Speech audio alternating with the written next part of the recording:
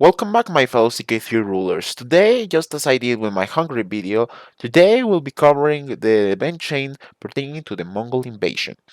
So to start off, I have to say that there is 6 events that are part of this event chain that can be found in the game files for you to see.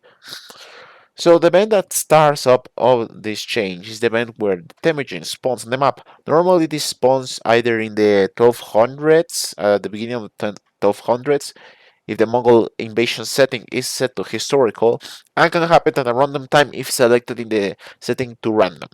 But you can start up the invasion whenever you want if you just type in the console command and just type Mongol invasion Mongol dash invasion dot 0001 dot. That's the invasion. Well, that's the event. When this happens, you'll get a notification where he spawns that we all see, most of us have seen already. Eventually, Temujin will die, and while his sons get the trait, the Great Khan modifier, his sons will not get the Greatest of Khan trait, which basically makes Temujin like a monster. His sons also will get the special troops on succession, but they might be less aggressive, as I think there's a modifier in game that makes Temujin especially aggressive, so he can expand as well. Temujin is pretty much overpowered. I mean, as he should be. Whenever he dies off and his sons are coronated as Great Khan, you will get an event saying that he died and new Khan has been selected. The way that this work is that if the game doesn't bug out, if his son after his son's death or his grandson's death, the empire will break apart and two events can happen. If the empire didn't blow out like they normally do, and the empire collapses when it's too small, then it will remain as a unified state then actually break up into the successor states. But the title of the Mongol Empire will be destroyed by this.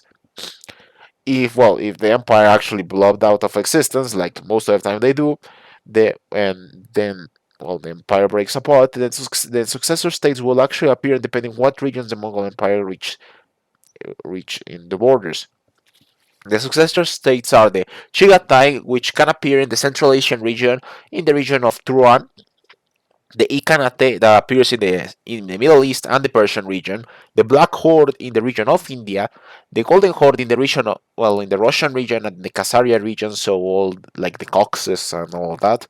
The White Horde can appear in the German and Wendish Empire region, or the Southern Baltic Empire, as it's known in the game. The Arlut Khanate appears in the Scandinavian region. The Baru Khanate appears in the Egyptian and African region, and the Toxkol Khanate can appear in the Italian region. Also, be aware that AI is pretty bad when deciding the borders, since it's an event that decides what are the borders of the successors going to be, so beware for some border gore. Also, these empires do not have any de jure land, but have some de jure capitals. For example, Toxkol has the de jure capital in Roma, Barun in Alexandria, Arlut, for example, has it in Copenhagen, or the Svealand, something like that, like before it was actually Copenhagen.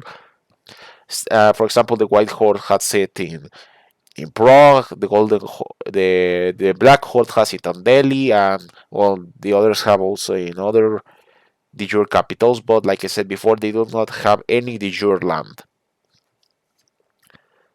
And so the event chain for the Mongol invasion ends when the empire eventually breaks apart.